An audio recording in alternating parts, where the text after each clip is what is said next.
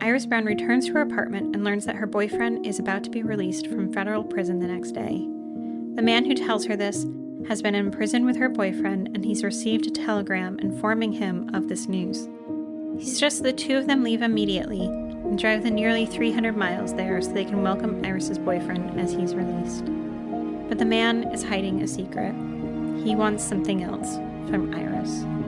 This is her story.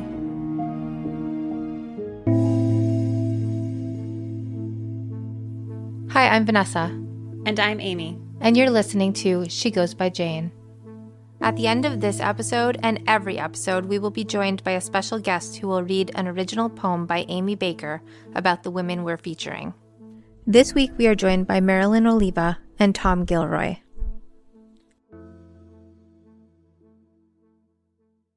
Hi, Vanessa. Hi, Amy. Vanessa, do you have anything pressing you wanted to talk about in our opening this week? Because I want to jump right into this story, but I wanted to make sure, I'm not cutting you off. No, I have nothing. Okay. So you can just go right ahead. Thank goodness. Wow. You don't want to talk to me without saying you don't want to talk to me. I mean, I care about you, but I have been sitting on this story for the longest time. And some of the things, there's a lot that goes on behind the scenes to make everything come together for one single episode. So my first major thing is I want to give thanks to our readers this week who... We have two. We have two. It's our first time having two and readers. It's our first time. It's our second time having two readers. It's our second time having two readers, but it's our first time having a male reader. Right. So get ready. We're going to hear a man's voice today.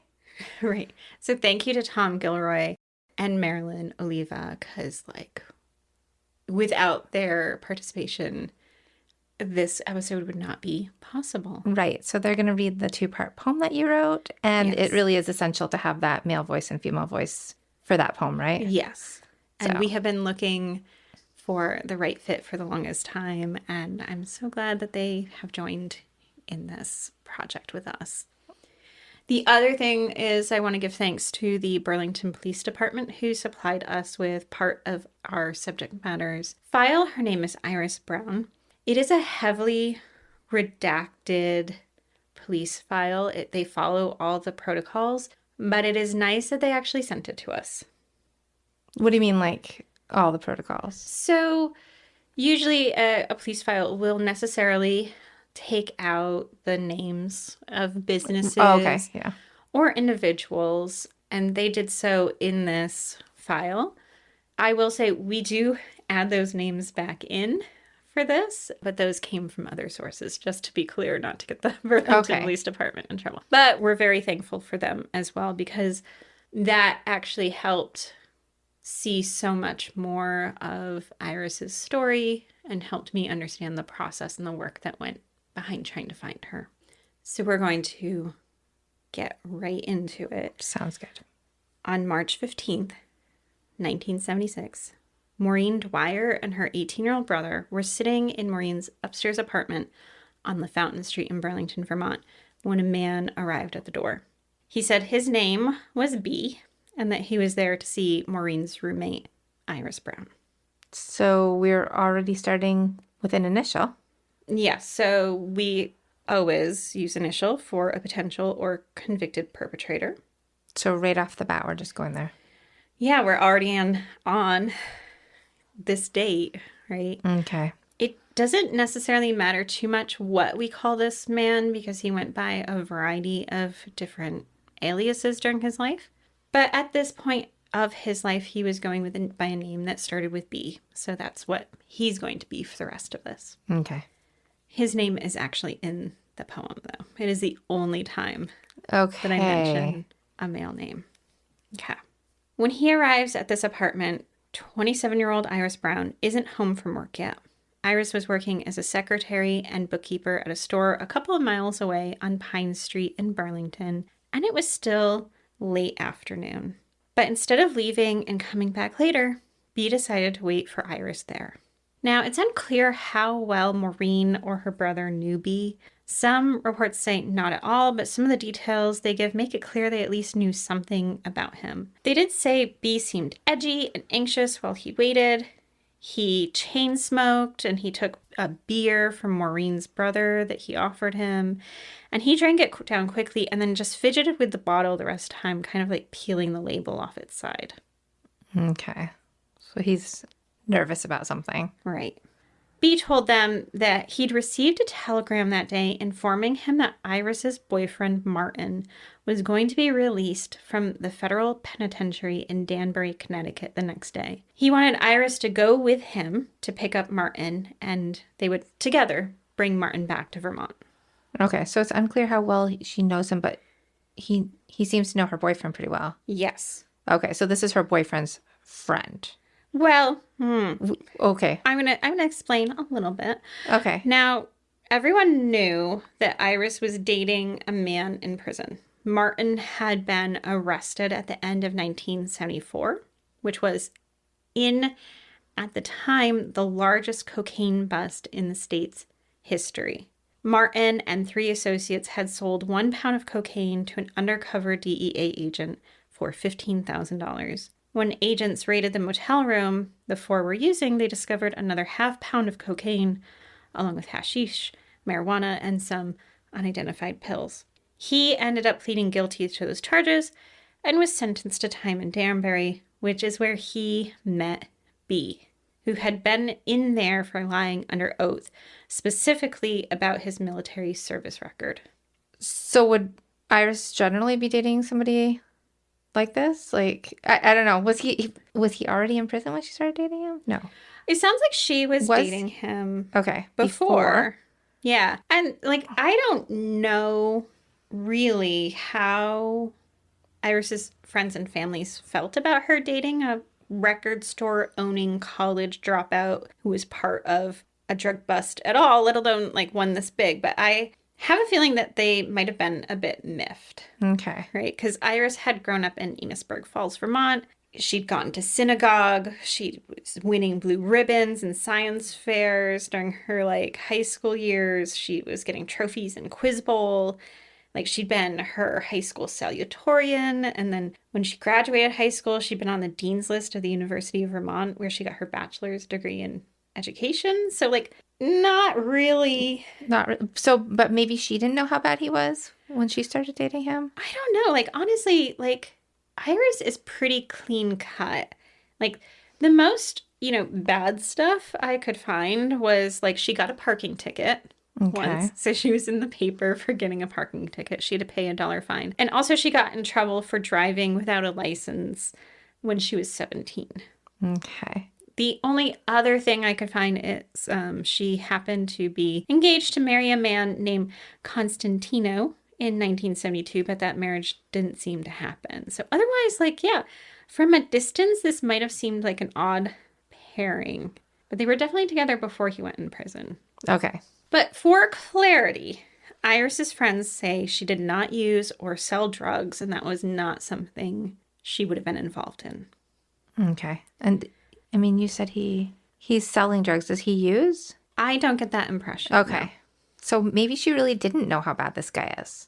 Martin? Yeah. Yeah, I think, like, Martin's an interesting... And is he? Because, I mean, he's not the one going by an initial, so... Yeah, no, Martin's in the clear. He's okay? Yeah. Okay. Yeah, so it's very clear, I will say this, it's very clear that he cared a lot about Iris. Okay. Now, Iris, she gets home from work, and she would have been surprised to see B there. Again, some of the reporting makes it seem like the two have never met before, and she'd only heard of him because Martin mentioned him during their communications. But really, he was a relative stranger to her. Other info seems to suggest she did at least know who he was. Either way, I don't think she expected him to be at her apartment. Okay. But soon, B told her the good news, that Martin was getting out early and that they could go pick him up in Danbury the next day. Danbury's 300 miles away, by the way. I feel like we know where this is going. Yes. Now, Iris, she gets ready. She's throwing a nightgown into her large straw pocketbook. She's hastily calling her father Abraham, who is in the hospital. She'd planned to visit him that evening, but with the news of Martin getting out, there's a change of plans. So she told him she wouldn't be in. Before they left, B called an inn in Danbury to reserve 2 rooms for the night. He told the inn that he thought they'd get in around 1 a.m., given the distance they had to go.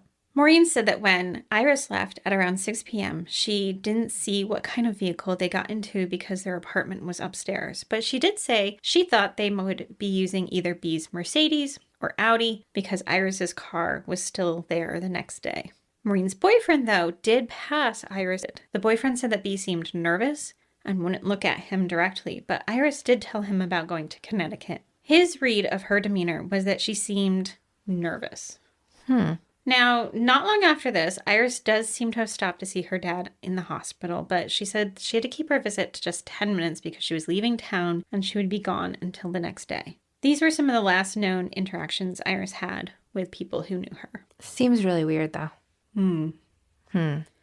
Yeah. Is it going to come together a little bit? Yeah. Okay. Patience. At 11:45 a.m. on March 22nd, so about a week after Iris left Burlington, Maureen and Iris's parents walk into the Burlington Police Department and speak with Detective Gloria Bancroft, who, by the way, was the first female detective on the force. So she's the first female detective on the force in Burlington? Yeah, That's really cool. was so curious about Gloria because I spent so much time with Gloria's notes on this case. And I have to say, her notes are so clear. Wait, did you fall down a Gloria rabbit hole? I did. Oh, yeah. Okay. So, okay. Like, one of the things I love about Gloria, oh my God, I said I wouldn't go on a tangent, but this is a good tangent. Like, okay. Let it go. One of the things that I loved about, like, Gloria is, like, she would take, like, little digs at people in her notes, but, like, it would just be, like, presented factually, but you could tell she was, like, kind of casting shade. Really? At them. Yeah. Yeah. Did you get to see some of them? Yeah, like, you can see that, like, in her notes, like, places where you can tell what she's thinking, but, like... I kind of love that. Yeah. Unfortunately, Gloria did pass away from COVID in 2020. Oh, wow. Okay. Yeah. But I am going to respectfully, since she's not my best friend, call her Detective Bancroft. Okay. Okay. So they come in. They're talking to Detective Bancroft, and Detective Bancroft is taking notes. Maureen and Iris's parents relate what they know, which isn't much, and really what I already presented. Maureen said she absolutely knew Iris intended to be back before the 17th because Iris arranged for another woman to cover her at work on the 16th, but not the 17th. Maureen says that by the 18th, she looked around the apartment until she found Iris's phone book. On the back of it was B's number, and she called him at his home expecting to speak to his wife maybe because she thought, hey, if Iris isn't back yet, then, B must be gone too. Mm-hmm. But instead she got B on the phone. Okay. And she's like, where's Iris? Do we know how he responded to her? So in this phone conversation that, Maureen is relating to Bancroft, Maureen said that B told her that once B and Iris got to Danbury, Iris didn't want him to remain there. He gave her 2 $100 bills before returning to Vermont. Really? Yeah. So he says that she just got up there and she's like, yeah, I don't want you here with me anymore. Right. And he was like, here's some money. Okay. Yeah. Now, Abraham, who's Iris's father, he also stated that he spoke to someone, I believe maybe Martin, the boyfriend's mom. Okay.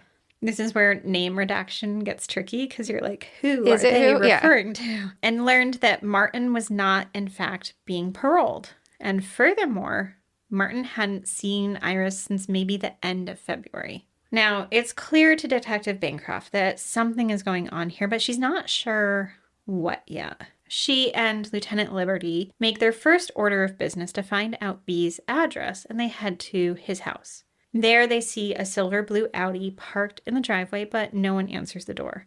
So they leave a message in the mailbox and they head down to their next destination, which is his probation officer. Wait, he's on probation? He is on probation. What? Well, okay. Yeah, so he actually has a long criminal history. He'd had arrests in other states, also in Canada. He was in the military at one point, but was dishonorably discharged. And now he's on federal probation. And his probation officer is this guy named Pichet. And what Detective Bancroft needs from Pichet is to find out about his probationer and figure out where B is. But we don't know what kind of crimes B did? We know that he lied under oath, but The other stuff is just kind of a collection of crimes. Okay. And he obviously lied to Iris. Yes. Or that's what Bancroft is piecing thinking. Together at this time? Okay. Yeah. So something's not right, but like... Right, and I feel so... Always these situations, I'm like, I wish I could go back in time and be like, Iris, call Martin's mom. Right.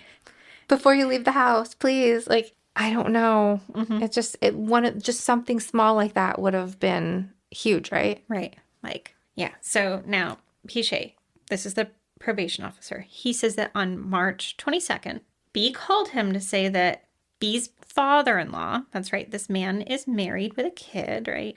He's ill in Florida, the father-in-law. Okay, so B is married and has a kid, and his father-in-law is ill in Florida. Okay. Yes. So he says his wife, his child, and him need to take a flight next one out of Burlington to see this father-in-law. And he makes this clear to the probation officer, like, they've got to go. They've got this health situation happening in Florida. So Pichet agreed and noted that B stated that he planned to return to Vermont on March 26th. Okay. Can you remind me again which day Iris left with B? The 15th. Okay. Now, the thing is that, as Bancroft writes in her report, Pichet has no documentation of where the father-in-law's residence is or what the contact number is there. He doesn't even know the in-laws' names. In fact, Pichet hasn't even read through his probationer's file. Shouldn't we know these things? Shouldn't he know these things? He should, which I can tell from Bancroft's reportings. Did she get a little feisty in that spot? She just lays it out in the file like he has not read the file. Right. Now, at this point, Bancroft has 3 days before B is set to return. So she's got to collect as much information as possible. First, she learns that the last time Iris visited her boyfriend in prison was actually in July of the previous year, but that she had sent 2 letters to him postmarked the day she was last seen. So clearly, Iris didn't expect Martin to be released. Martin was supposed to be let out in February, but this had been delayed for unknown reasons, so he was absolutely not set to be released on the 16th like B had told Iris. While Bancroft is trying to gather information, Lieutenant Liberty gets a call from B. He says he's in Florida and just found out they'd visited his house because his neighbor was checking in on it while he was away. He tells Liberty that he did head to Danbury with Iris, but when they got to Springfield, Massachusetts, she wanted him to change directions and bring her to New York City. He was too tired, so he left her at the Holiday Inn in Springfield, Massachusetts around 1 a.m. on the 16th and then headed home. He said he thought her plan was to take a bus to New York City, so he did loan her $200. Well, that's new information from him. Right. His story has changed a bit. Yes. But, Bancroft, she follows up by calling the Holiday Inn and asks them to check their records. They said they didn't have any information for either Iris or B on those dates, the 15th or 16th. And Bancroft goes further. She follows up with Martin and she learns from him there's no way he would have asked B to be anywhere near Iris, let alone bring her all the way to Danbury. Really? So even Martin is like, no. No. That would not have happened. Exactly. Now, to Bancroft, at least, there must have been this, growing sense of dread as, all these pieces are coming together. So when she finally talks to the probation officer, Pichet, again, and hears that he remembers something about how in 1976, B picked up a woman on North Street in Burlington and then took her to a restaurant where she left with a black eye and marks around her neck. Well, Bancroft had to be pretty livid. I bet. Isn't that his job to know stuff like that? Yeah. But he hadn't read the file, right? And even now, he still hasn't read the file. He's just like, oh, I think I remember this. How long does it take to read a file? Now, this is actually really important information. So, because what B is actually accused of is attacking a woman and his employment. This is critical to the rest of the story. This woman, we'll just call her X, had been working with him in some kind of administrative assistant role. She'd been told by him that he dealt in stolen diamonds, and he also did some sort of bookkeeping for several local businesses. She'd gone with him to North Street, which she had done before, and they went to a bar where they had some drinks. him 2, her 1. Then they went to a parking lot of a restaurant where suddenly he grabbed her by the neck and started to choke her. She tried to punch him to get him to let go.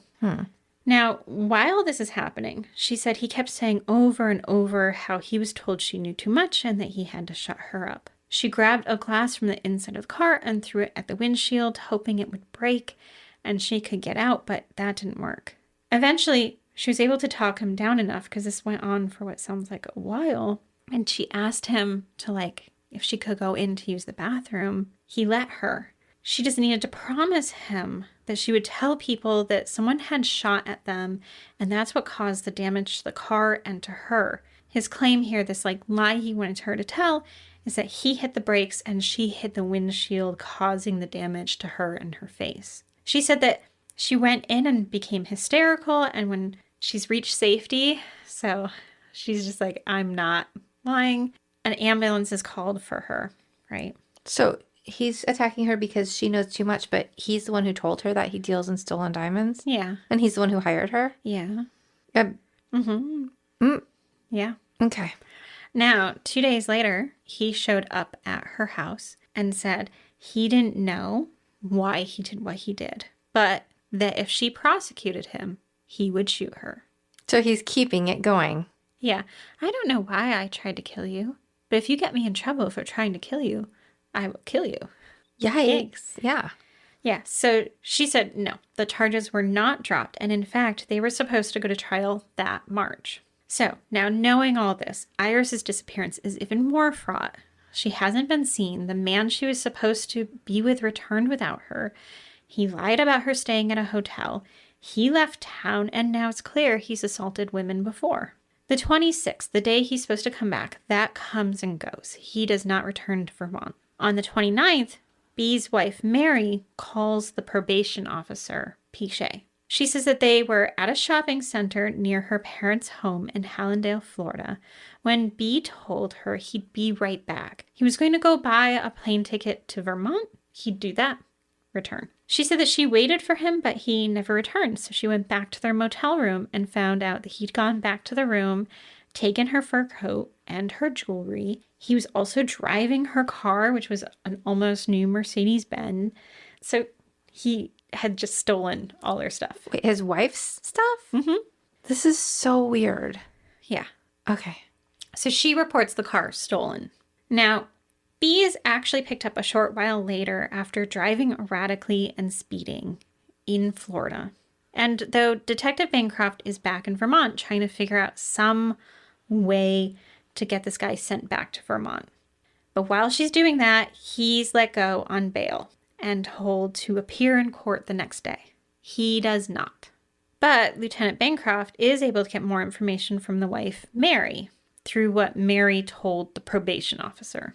Also, does Mary know he's not a great guy? Because, honestly, if your husband drove away with your car, you wouldn't really report it stolen right away at that point. Yeah, she must be aware that he was also pending going to trial for the attack, right? Now, Mary said that she saw B after the arrest for the stolen car situation. Okay. Right? I think the actual arrest was for driving erratically and not for the stolen car. Wait, and that's in Florida still? Yeah, they're still in Florida. Jesus. So she goes and sees him, and he told her he'd done it, stolen the car, stolen her things, just to shake her up. What?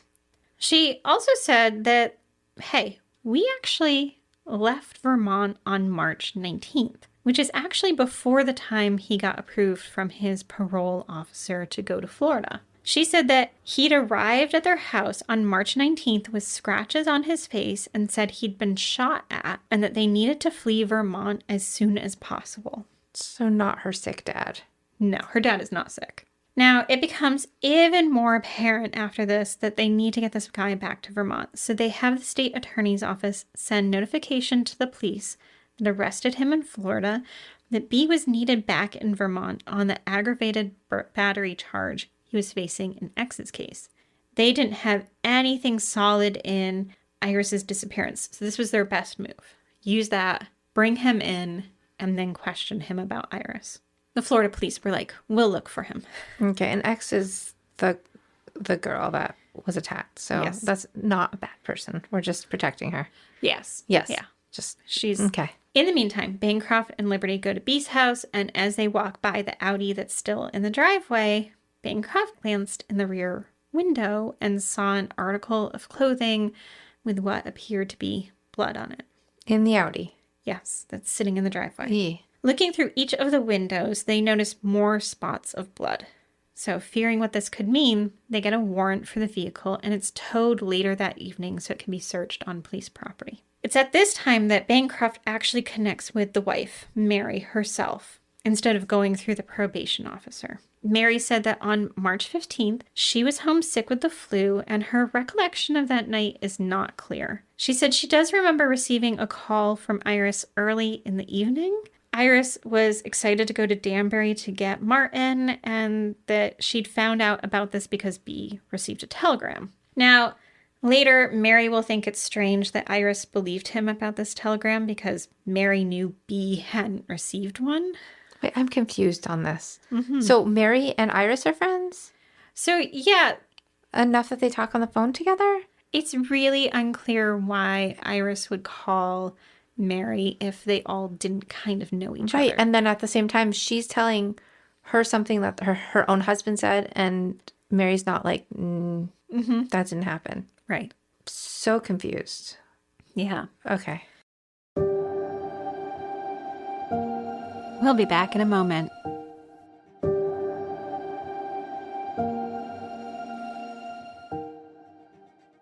Mary does say that he came home in the early morning hours of the 16th, maybe around 2 or 3 in the morning.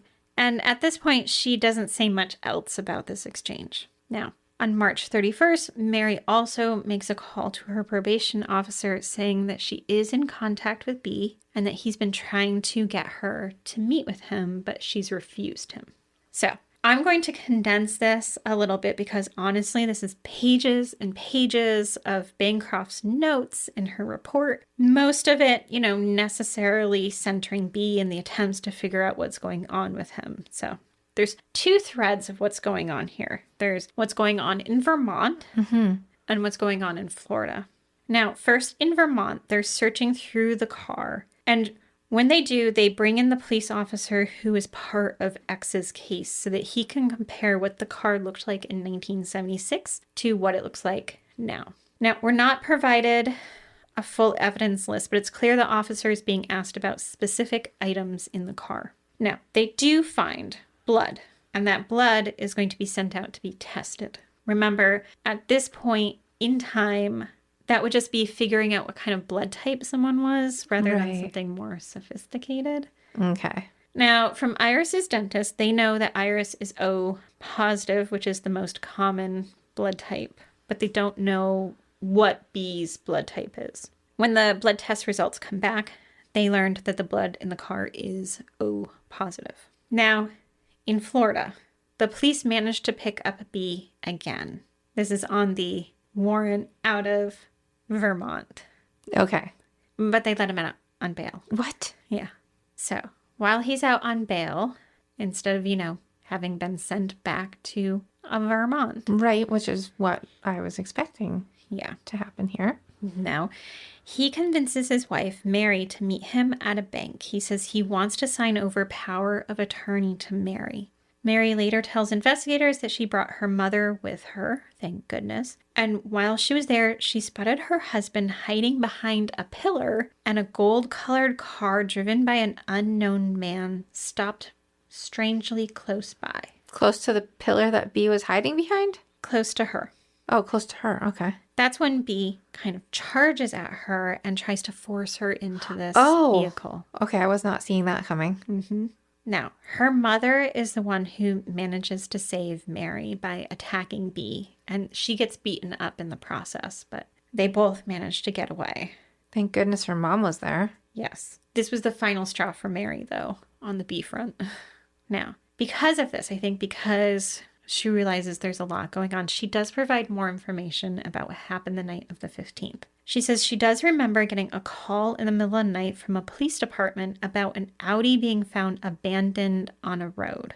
She said that B had actually called her about this beforehand to let her know that the car ran out of gas. She thought maybe he might have said it was Stowe, Vermont, or maybe Montpelier, Vermont. She couldn't remember. But Bancroft actually managed to track down some information based on this kind of vagueness. She finds that the Audi had been abandoned at an intersection on Route 14 near the South Barrie exit to Interstate 89 at 2:43 a.m. and that an officer had stopped to help B get some gas. This gave investigators some hint of where he was at that time. Bancroft also pulls phone records for both Mary's and Iris's phones and discovers a call to Iris's house from a Shell service station in Waterbury, Vermont. This is about a half hour away from Burlington. And that's on that same night? Yes.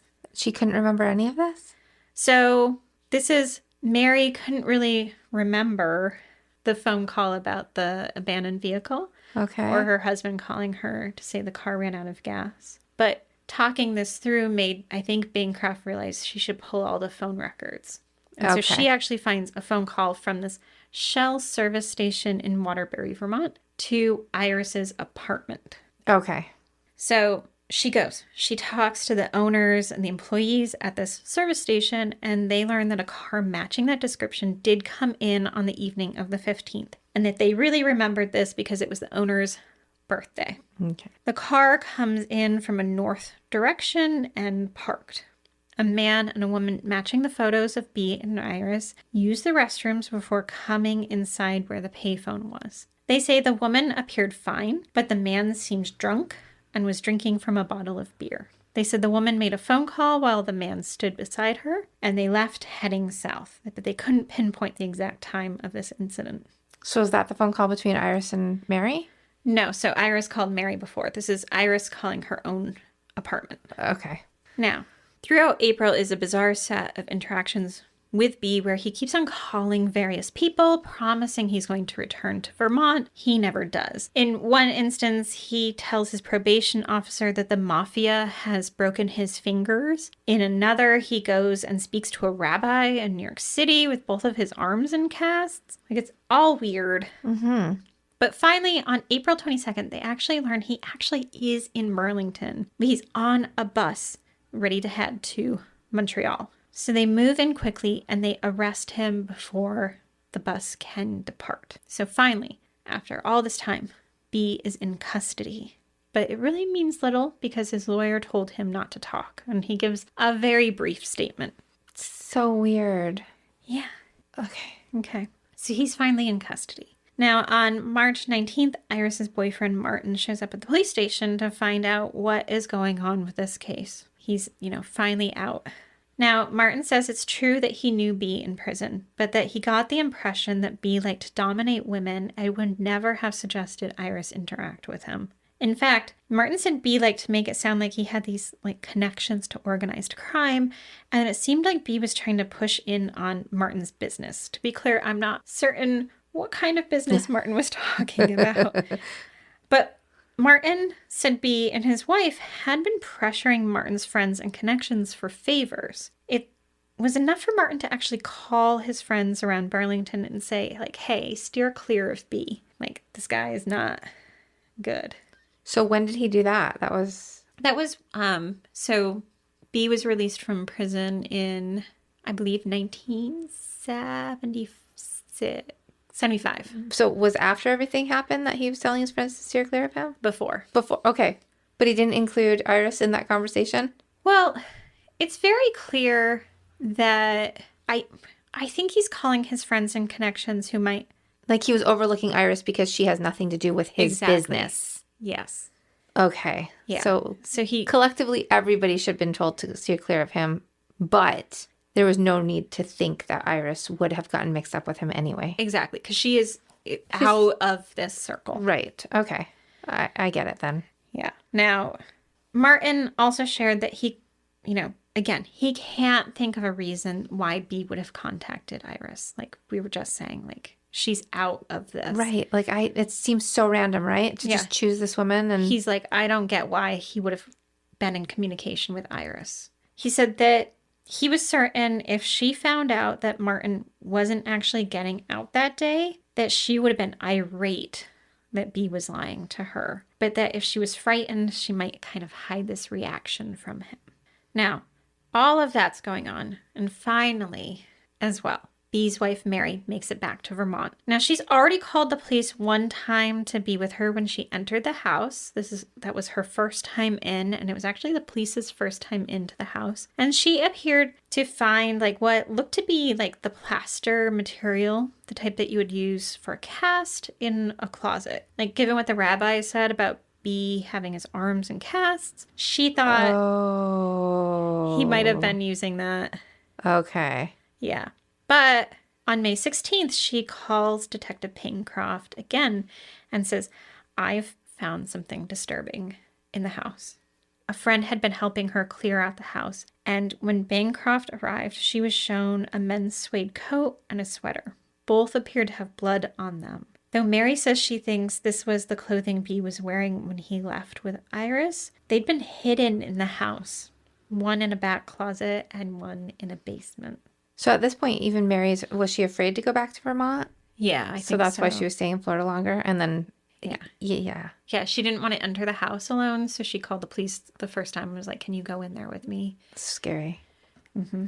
Now, by July and August and September, most of the work of the investigation seems to be trying to get a blood sample from B. Like, he's being held on the aggravated battery charge in the case of X, but he's basically refusing and making it difficult for them to get a blood sample. Is that typical? Like, can't we just take the blood anyway? Yeah, so he like keeps on giving them like conditions about what circumstances he would like his blood to be taken. Do people in this situation though usually have that much choice? Yeah. Well, or should they? It was an interesting situation. Yeah. He refused to leave the prison, basically, to go get the blood drawn at the hospital. But then the prison didn't have anyone to take his blood, who was a doctor. Eventually they found a nurse. It was a whole thing, but yeah. Really? Yeah. Okay. Yeah, so the other thing that's happening is, like, for some reason, they're really invested in talking to a life insurance agent that B had been speaking with about taking out life insurance on himself and his wife. When they spoke to the agent, he said, yes, he had met with B at the end of January about life insurance, but that B'd canceled every meeting since, after B was told that they would actually have to verify his finances. The insurance agent told Bancroft that he was left with the impression that B was either a rich eccentric or a real con man. I think we can guess which one that is. Yeah. Now, the file we were sent of Bancroft's notes ends just as the Burlington Police Department gets back B's blood type. His blood type is Group A. Now, what we know happens from here is, if this is even possible, even more heartbreaking. B is actually convicted on the assault against X and eventually goes to a halfway house in New York City. Now, without any clear indication of what happened to Iris, in December 1977, an indictment against him comes down for the kidnapping charges. Mm-hmm. So basically they're heading in that angle because they don't have any idea of what happened to Iris. After that happens, B just walks away from the halfway house. Like, walks away? Yes. Like, runs away? He's on the run. Really? Mm-hmm. Okay. On January 25th, 1980, 37-year-old Judith Ann Bishop of Fairfield, Illinois, is seen leaving a motel lounge with a man. 2 days later, a farmer in Comundi, Illinois, finds her body. She is naked with a pair of pantyhose tied around her neck. The man she was last seen with is known only as Jim, but police soon learn that this man is actually B. They do track him down, and he is arrested in Dallas, Texas. Wait, is B like an actual like serial killer or something? Probably. Okay. Mm-hmm. Okay. This story is going to places I guess I wasn't expecting. Yeah. You thought it was like... Yeah, I guess I was expecting, because it's like a Vermont story, that it was just going to be like a one-time thing. Mm-hmm. And then off to jail we go. Right. No. He's on the run and he's killing more people. Yeah. So, you know, if he hadn't left that halfway house, Judith Bishop would be still alive. Mm-hmm.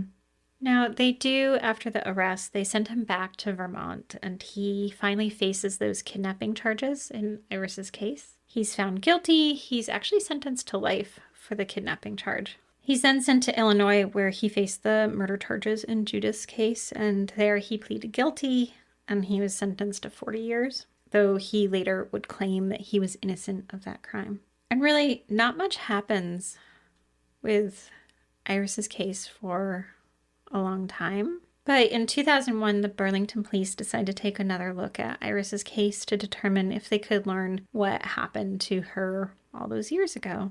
It was their belief, looking at the evidence, that Iris never made it to Springfield, Massachusetts. Lieutenant Emmett Hellrick, who was reviewing the case, spoke to Iris's parents, who said their priority at this point was in bringing Iris home. In 2003, Lieutenant Hellrick traveled to North Carolina, where B was being held in a medical correctional facility. He was ill, suffering from some sort of vascular disease. Hellrick was able to present to him 2 letters that promised no prosecution would happen if he revealed what happened to Iris. B said he was looking forward to being paroled and spending his last days on his sister's porch in Pennsylvania. He wanted assurances that he would still be paroled in April 2011, which was when he believed he would be released. He then said he would have to speak to his lawyer first before he would comment further on Iris. It's clear that Hellrick wanted to return with something for Iris's parents. So before they left, Hellrick emphasizes that her parents were elderly, that they needed to know what happened to their daughter. He then asked, hypothetically speaking, did Iris suffer? B said, hypothetically speaking, no. B also said that they would be dealing with Chittenden County for this. That's the county where Burlington is. Not Washington County. That's where the state capital of Montpelier is and where South Barry is, and where he ran out of gas that night. When Hellrick returned to Vermont, they were told that, in fact, no immunity would be offered, that there was not even a possibility that B would be paroled. So that's kind of where... Is that where it stops? Yeah, because, what B wanted was assurances that he wouldn't have to face anything. The hypothetically speaking no kind of just churned my stomach. Mm-hmm. It's a really cold. Yeah. Yeah. So in 2008, Hellrick decided, he's going to try again. He's going to revisit B, see what's what. At this point, B is even sicker. This time he's in a wheelchair. Hellrick asked if B remembered them from the last visit. At first he didn't, but then he seemed to, and B was handed the same letters as before, the offering immunity in Iris's case if he would provide information. This time he looked at the letters and then sat back. He said, seemed pretty straightforward and that he could actually tell the story in just 2 minutes, though he declined to have this conversation taped. Now, I don't want to sound like a broken record, but I want to emphasize that the only surviving member of this encounter gets to relate what happens. And when that happens, they get to shape the narrative. So the narrative of Iris's story is shaped by the man who ended her story. Yes. Yeah. Not the most reliable. No. And he gets to cast it in whatever way he wants to, right? Mm-hmm. Now, in his story, he says...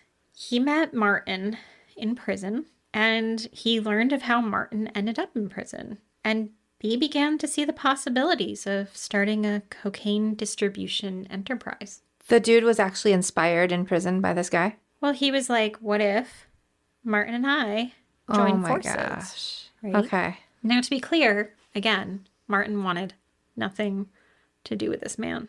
Mm-hmm. But B came to believe that Iris could be the key to this, and he wanted her support. He thought she'd be convinced to talk to Martin into supplying cocaine that then B and Iris would be able to sell in and around Burlington. Now, B had a pressing problem at the time. He had withdrawn $10,000 from his wife's bank account and, in his words, pissed it away. He needed to replace it before her family found out and thought selling cocaine would make this happen quickly. When he picked up Iris on March 15th, He said they headed south on I-89. He says they were both drinking, although if you remember from the gas station attendants, they said that Iris didn't seem to be drunk. Mm-hmm. He did allow that he was drinking more heavily than she was, though. He says they had immediately started arguing, so he must have sprung this on her right away after leaving Burlington. He said that they were arguing about it pretty intently, calling each other names and being, in his words, abusive. And when they stopped at the gas station, again, the gas station attendants said Iris didn't seem upset at this point. Right. Now, B says that they left the gas station and instead of heading back south, which is interesting, but they're heading south, he decides to head north again. And they ended up near Shelburne Museum, which is in Burlington. He says they got into an argument near Shelburne Museum, and he stopped the car on this main road so that he could urinate. He says that he never got to pee because Iris just kept on yelling at him and calling him names. That's when he reached inside the driver's door and grabbed her by the left arm. She bit him on the right wrist, and he's trying to pull her out of the vehicle through the driver's side. He says that as soon as she was out of the car, he pushed her down and choked her until she died. Worried that he might be seen by passing vehicles, he dragged her back into the car, shoving her body down onto the passenger seat floor, and then headed back on the highway where he got on and went south. He said he didn't know where he stopped, but he thought it was just south of the Waterbury exit, where he pulled to the side of the road and took her from the car. There, he carried her over a guardrail into what he called a slightly wooded area and laid her body down in a shallow stream. When asked about this, he said he wasn't sure if it was a stream or just snow melt, but it wasn't a substantial amount of water. After leaving her there, he went south again, and that's where he ran out of gas near the Barry exit. Wow. So he lied to her and got her out, saying that it was because he wanted to convince her of this like business plan. Mm-hmm.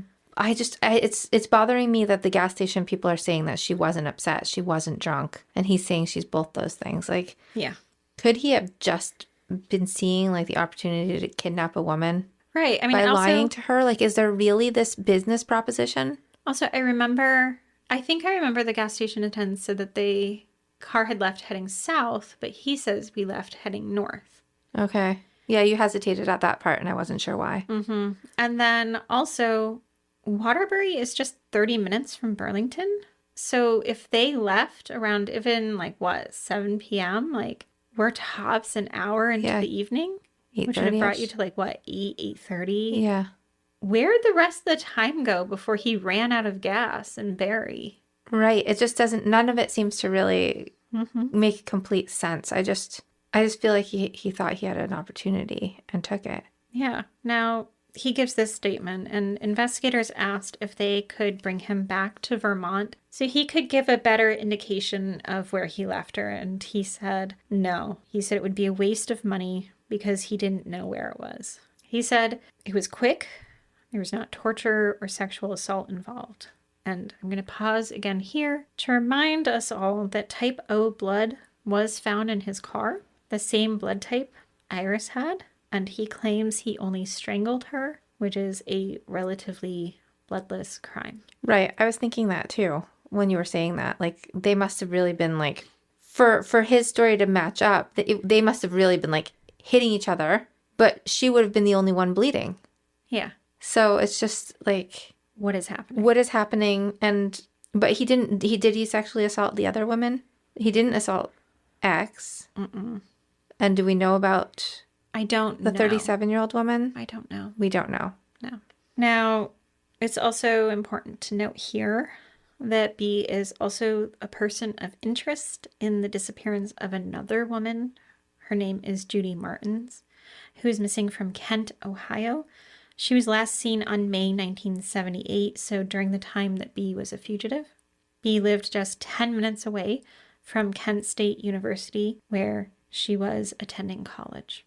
In 2008, a press conference was held to announce what they learned from B. One of Iris's friends, Joy, was interviewed. She said she was not surprised to learn that Iris had refused to become a cocaine dealer. And she said, I have very mixed emotions today, but I'm so happy and proud that our Burlington Police Department has finally brought this to a close. One of Iris's sisters was there and also said, "Closure is a word that people reach for in situations like this, but it does not mean that a terrible experience comes to an end. It does mean we finally understand with certainty what happened to Iris and the horrible chain of events that resulted in her death." Later that month, Iris's obituary finally ran in the local paper. We are now going to listen to Amy's poem, Scorpirus, read by Marilyn Oliva and Tom Gilroy. Marilyn is a medieval historian whose research focuses on medieval English religious women, anchoresses, nuns, and vowesses, and the ties these women created with their local communities. She has published on several aspects of religious life for women, including their literacy, the organization and administration of their convents, and the sacred spaces they created within their monastic and parochial enclosures. She is also the co-creator of The Seventh Circle, a DIY story published on Instagram about a secret society of women whose mission is to release from oblivion all the lost, forgotten, and ignored women of all the sciences and humanities across all time periods and from every geographical region. Tom is an interdisciplinary artist whose work spans feature filmmaking, music, theater, and haiku. His work has appeared at Sundance, Cannes, the Toronto Film Festival, and the Berlinale, and he has taught at Columbia and Davidson College. His work can be experienced and explained at www.tomgilroy.net. Scorpirus. Iris Brown, 27, missing since March 13, 1976, from Burlington, Vermont. Construction. 3 sepals will always sink forward into a fall, while 3 rise above the thick stalk, a standard of silence. This small flower, designed for survival, knows the trickery of shape, how curvature is akin to the law of attraction. Insects coat themselves in pollen on their way through a petaled path and find the next bloom. Use. These 6-lobed flowers planted along riverbanks capture poisons amongst their thick roots. This is how they save us. Petals and root oxidized for 5 years, crushed into remedies for cell mutation and the burn of gin. Goddess. Iris, messenger. Iris, rainbow. And this iridescent creature travels the pathways between the underworld and the heavens, and delivers the gift of madness. On small golden wings hung from the sharp turns of her shoulder blades, she fills clouds for us, pulls seawater from oceans. Woman. Not flower, not efflorescence, not daughter of sea and wind. That morning, with her lips pressed hot against, cheeks cold-flushed red, she opened the car door, trusting. Not mythical creature, not sweet sedative, not rooted blades. That morning, in the dark, he waited for her until frosted daybreak, when she held golden light in her palm, hoping for a reunion with her lover. Not spectrum of light, not heart-struck violet, not crushed petals. That morning, with her face pushed away from his and her, hand clutched against the door handle, she realized it was all a ruse.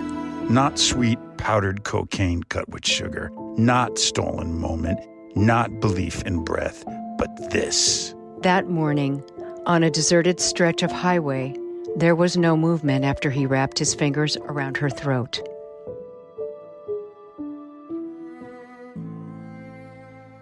For more information about our show or to check out other shows on the network, please visit Evergreen.